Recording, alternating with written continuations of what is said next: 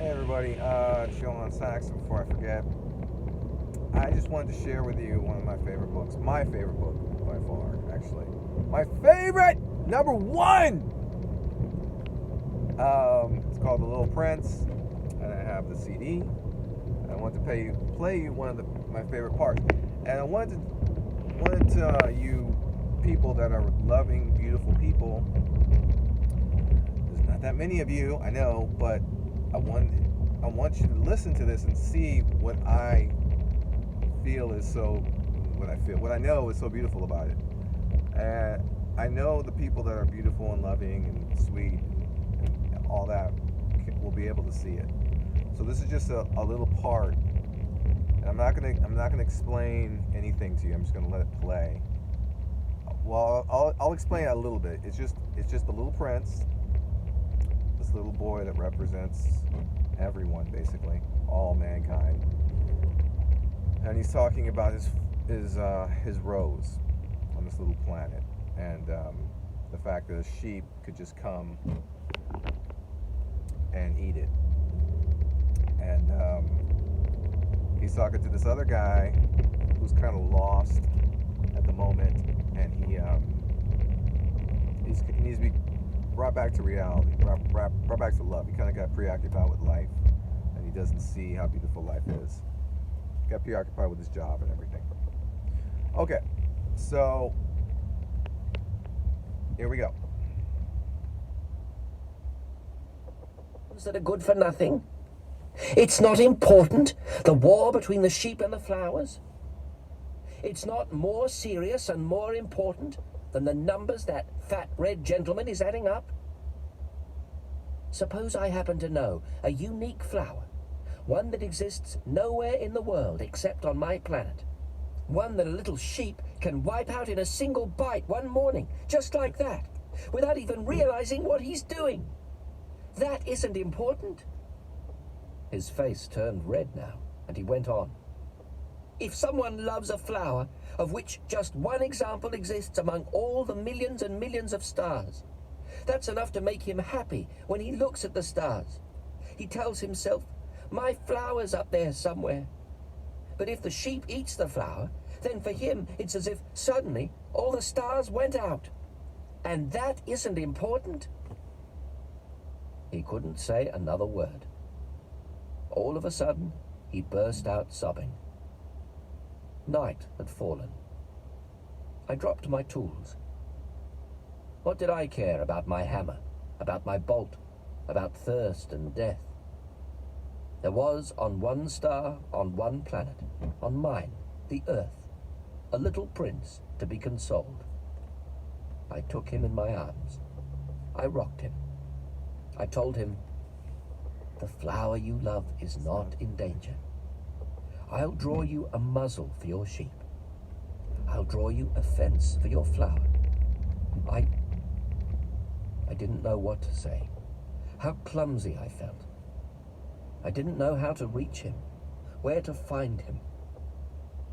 It's so mysterious, the land of tears.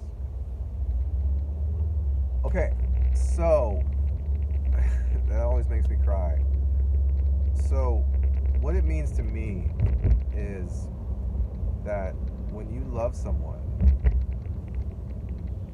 there's only one example of that person in the whole world, in the whole universe, and they mean so much to you.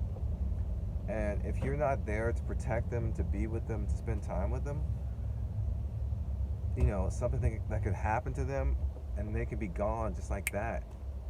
I know how that feels because my son's in Germany, and there's only one example of my son in all the universe, and I'm so happy that my ex-wife is there to take care of him. But I feel the pain of loss. I feel that he's so far away from me. And you know, he's talking about, you know, being in life, we get preoccupied with all these things that are important. They're so important. This is important. This is really important. But the ones that you love are really important. And that's the most important thing.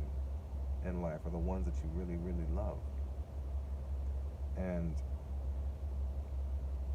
if you lose them, it's like all the lights go out, like all the stars go out all at once. And the people who have lost someone really understand how that feels. I haven't really lost anybody. I mean, I've lost my son, but he's still being taken care of by my ex-wife. But when you lose love, when you lose someone, when someone dies, when someone leaves you, it's like all the stars go all out at once. And then when someone is sad, when someone is crying, when someone is really in need of your attention and care, you have to drop everything. Nothing matters. Only that one boy, that little prince who was crying, he's the only thing that matters. What does he care about his tools, about his hunger, about his thirst, about being in the desert cold? There's someone that needs to be consoled. And that reminds me of when people commit suicide and they're not consoled. You know, I had to work. He committed suicide and I didn't know because I was working. That's why you keep your friends close. Anyway. And then at the end he says, I didn't know what to say. I was so confused, and it's so difficult to console someone when they're sad. And he says it's so confusing, the land of tears. So even if you that's so beautiful. But even if you console someone, you still might not find the right words to say, but because it's so confusing. But you need to be there for your friends, always. The ones that you love, always. And nothing is more important. Okay, that's just one part of Little Prince. It's a whole book and stuff like that. I love Little Prince so much. Thank you, Hungarian girlfriend who showed me that book. She was wonderful. Anyway, okay, this is Johann Saxon. Before I forget, sorry I'm in the dark. It's getting dark. Twilight time. Please click and subscribe. Before I forget, Johann Saxon. Add to favorites. Blah, blah, blah. All right, peace.